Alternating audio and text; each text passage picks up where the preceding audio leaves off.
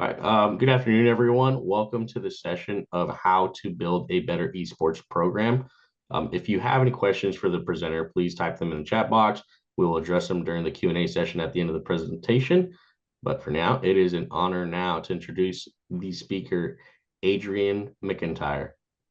Hello. So this is going to be kind of a different panel than I think most people have sat in on over the last couple days. This is going to be a lot more interactive.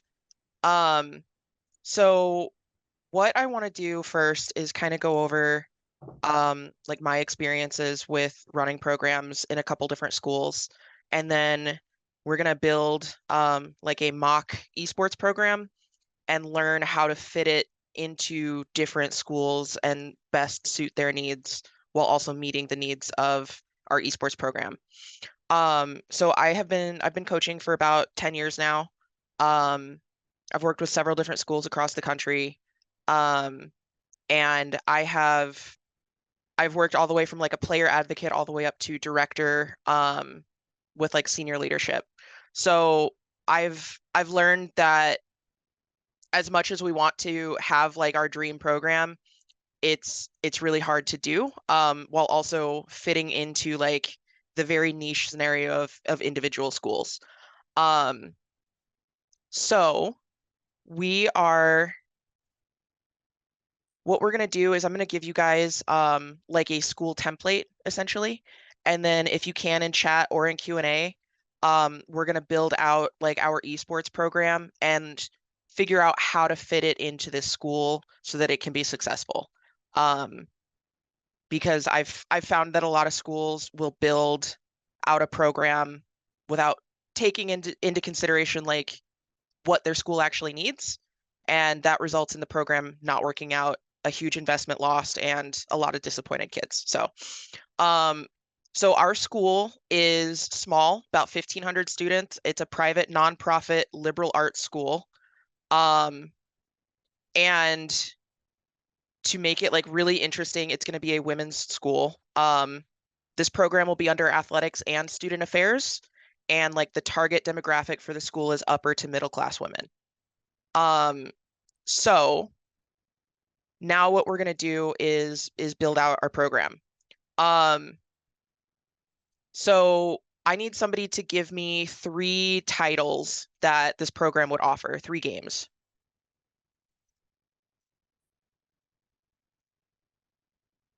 Okay, League, Smash, and Val. Okay, cool. Um, and then oh, that is totally fine. Yeah, if you're new to esports, that's totally fine. This will hopefully kind of help you get an understanding of like what all goes into building out a program. Um, and Fortnite, I will add that as well. What is like our target overall program size? Like how many kids are we wanting to have when we're at full capacity? And okay, 20. Let's pick this number assuming that we'll have a staff of 1 for a few years. So I think 20 to 25 is a pretty good number. And then our inventory, which will be um, all of our computers, like equipment, all of that. If we're going to have 20 to 25 kids, I prefer that we have a station per student. So that way we don't get into like the messy business of kids having to move other students' peripherals, or if anything were to break, we know exactly who's responsible and all that. So we'll do 20 to 25 stations. And a station will include desk, chair, computer, monitor, everything you need to game. So since we're offering all of these different titles, I would assume that we want our program focus to be competition. Or is there something else that we also want to focus on?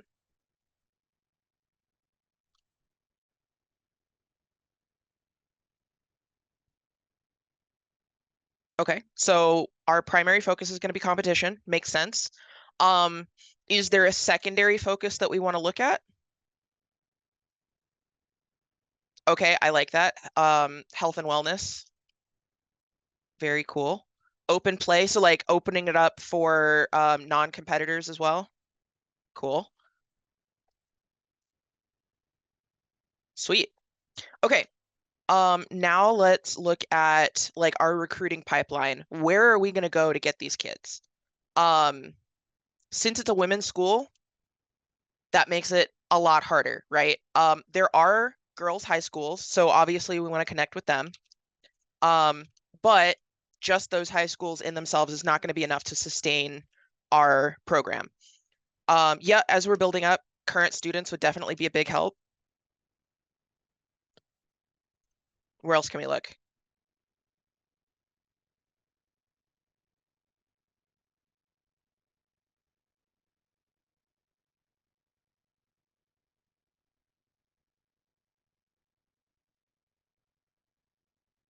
Okay, yeah, just other schools in general transfer portals.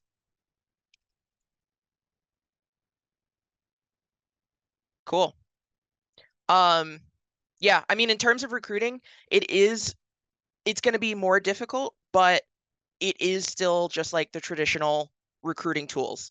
Um, I would also add in there like Twitter, Discord, like the online avenues,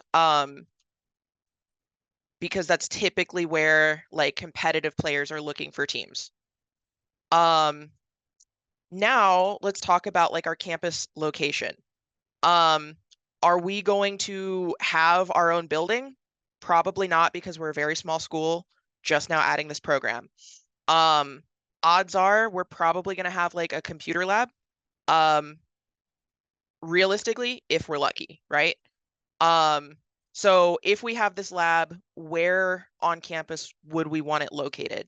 Would we want it located with like athletics? Would we want it near, okay, student center near dining hall? That's actually where my current school's program is. We're on the third floor of the student center. And then we have a grill right below us. So everybody on campus knows where we are.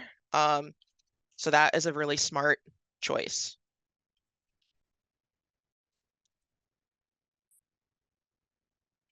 Okay. And then we already talked about staffing. To start, we're going to start with a staff of one. Do we want to have any like work study positions? Okay, how many work studies should we start with? Okay, so we'll go with 3 work study positions. Um, and the nice thing about like an esports program is you can get really creative with it. So we'll say that one of them, ooh, for 24-hour access. Okay, I kind of like that. So we would just make all of these work studies like arena managers then. Um, and they would primarily be working like after hours. Let's talk about budget. Let's assume that we got really lucky and we had like a donor invest in technology and we have our computers. Um, what is like our operations budget, not including like salary, gonna be? Like what for 20 to 25 kids, 20 to 25 like stations, um,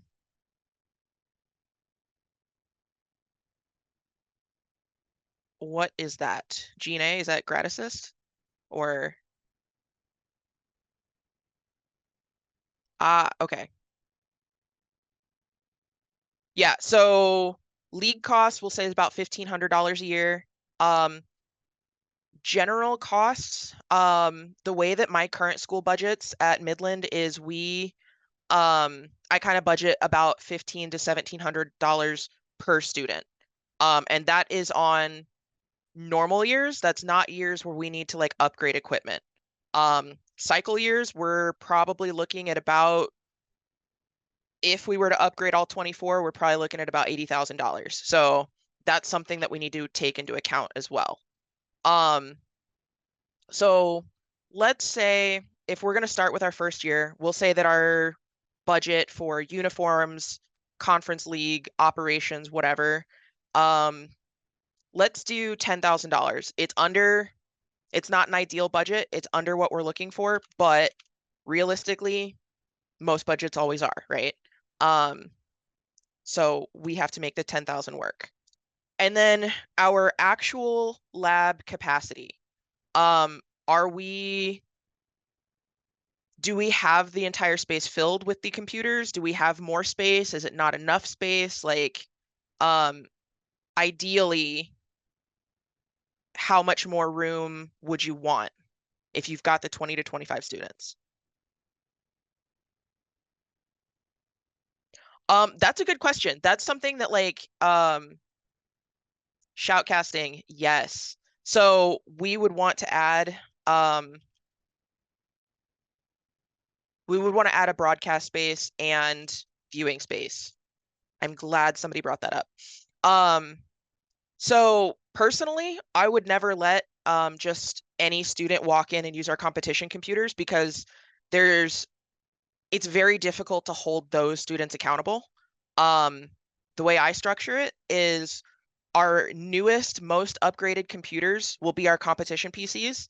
And instead of having to invest that $80,000 upfront every cycle year, we would upgrade half of our computers. So half of our computers would be competition PCs, and the other half would be like our club computers that are older generation but still functional, that like our JV or our open play students can use.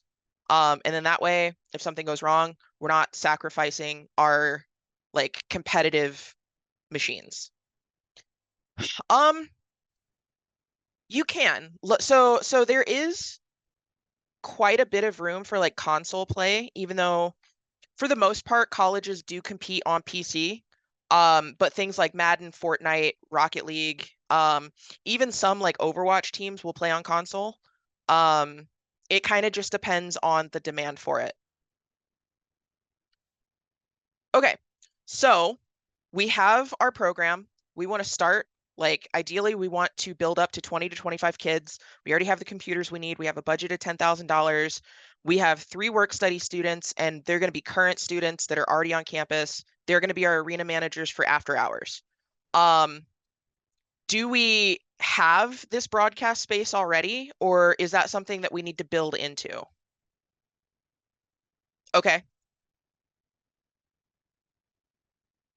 Okay, so we're gonna have to build into that eventually. So right now we just have a gameplay space. That's totally fine. That's really honestly where a lot of schools end it of like, here's your gaming space, that's all you get. So now let's go back and look at our school. Okay, so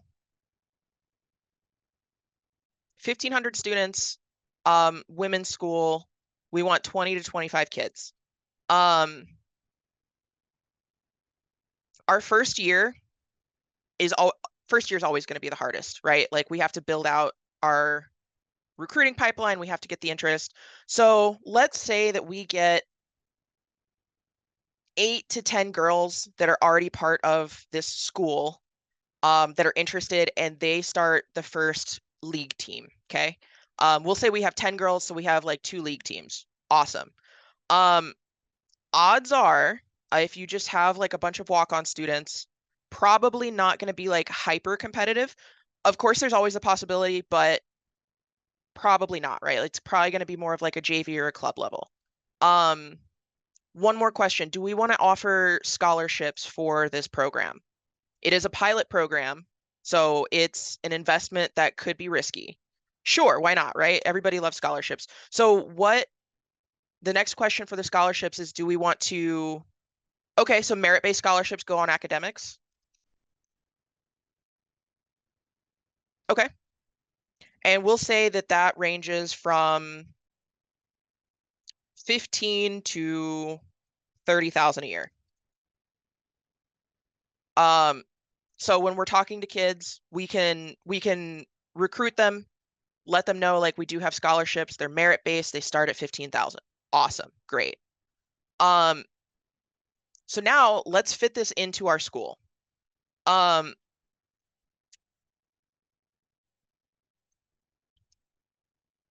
we're going to start with 2 club league teams. What are some ways that a small school like this can market and recruit girls coming in.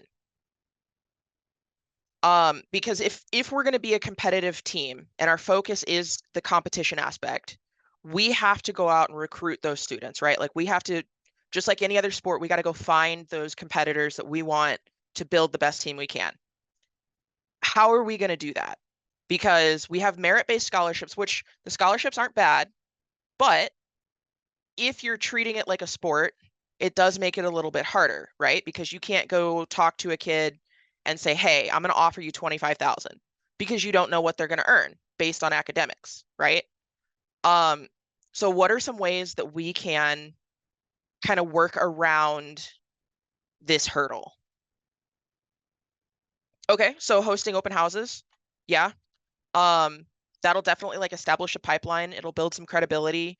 Um, and it'll definitely get some interest. What else? Yeah, word of mouth for sure.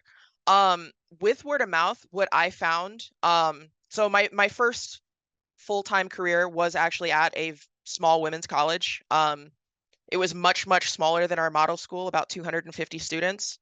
And what I found was um, word of mouth was the best way to kind of get the interest out there, even though we couldn't recruit every student that we spoke with at high schools.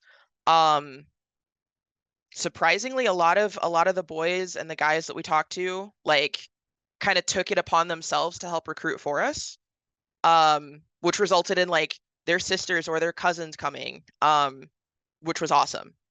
Another really great way is this is such a niche school that sponsors are going to want to work with us, right? Especially right now, like esports is a male dominated industry, even though 49% of gamers are women, right? Like 11% of competitive collegiate esports players are women that get scholarships. So like there's a huge disparity there. Um, so if you work with like big companies and say, hey, we're a women's college, we're promoting like diversity, equity, and inclusion. Here's what we have to offer. Even if you're not a hyper competitive team and you're really small, they're going to want to work with you because it looks really, really good for marketing, right? Um, so reaching out to sponsors, that's another big one. And honestly, that probably will get you more recruits than anything else. Because if you can go to a high school and say, hey, we're sponsored by like X, Y, and Z company because they believe in promoting like women in the industry, high school girls are probably going to be like, wow, like, cool. Yeah, for sure. Social media, definitely like social media is the lifeblood of esports. If we don't have that, we don't really have a whole lot going for us because everything we do is online. Um, so sponsorships lead to NIL, um, which is its own thing with esports. Like it's it's like a whole nother monster from like traditional sports NIL. So we're not going to touch on that too much, but definitely. So we've established like our recruiting pipeline. And now we need to look at how to incorporate this better into the school because right now we're kind of like our own little island, right? Like we fall under athletics, we fall under student affairs, but we're kind of floating, right? Like we're athletics because it's a team and we compete, but we're student affairs because it's not a real sport, right? So is it easy to start your own team? It depends. There are definitely like free agents out there that start their own teams all the time. Um, Esports is really volatile. Um, yeah, no problem. Thank you for coming. Um, it really depends on what you're wanting to do when you start your own team. If you want to hear more about that, feel free to DM me and I could talk about this for hours. So, um, in terms of Title IX, that is um unfortunately esports is still very Wild West. So legally, yeah, Title IX is a thing, especially with like collegiate teams. But is it really upheld to the standard that it should be? In my opinion, no. Like as a co-ed sport, you're really not you're not seeing the kind of diversity that you would expect to see in a co-ed anything, right? It also is incredibly difficult to police harassment, hazing, cyberbullying, um, stuff like that. Um, so that is something that I think the industry as a whole needs to do better about, and something that like the schools really need to crack down on. Um, so yeah. Um, but going back to like athletics or student affairs, for this scenario, we're gonna say that like the it's called athletics for the sake of it's a team that competes, but anything else, it falls under student affairs. Okay. Which makes it harder to recruit, right? Because now you're essentially a club going out and trying to recruit students, and you're expected to bring in new students, not just current students. So, a couple of ways that I found um, that really help with that is expanding. So, somebody mentioned like broadcasting and health and wellness. Um, Outside of competition, there is so much more that a program can offer that it really can be its own business, and it can teach students a lot more and give them a lot more opportunities than traditional sports in a lot of ways. Um, Health and wellness, usually when you think like a gamer, we have like a very negative stereotype of what a gamer is, right? Like maybe not the cleanest, living in mom's basement, lights are off, like high school boy gamer, right? Um, Incorporating health and wellness, especially at a women's school, amazing. That's something that we have done here at Midland. And we've seen a huge turnaround in just social awareness, ability to socialize, ability to communicate with other athletes. Other athletes are now more accepting of our students because my kids show up to weights and they're like, oh, esports lifts? Why? You know? Um, and there are actually like esports injuries. You know, we are prone to having poor circulation in our legs. We're prone to neck injuries, eye strains, migraines, um, wrist injuries, tendonitis. Um, and that's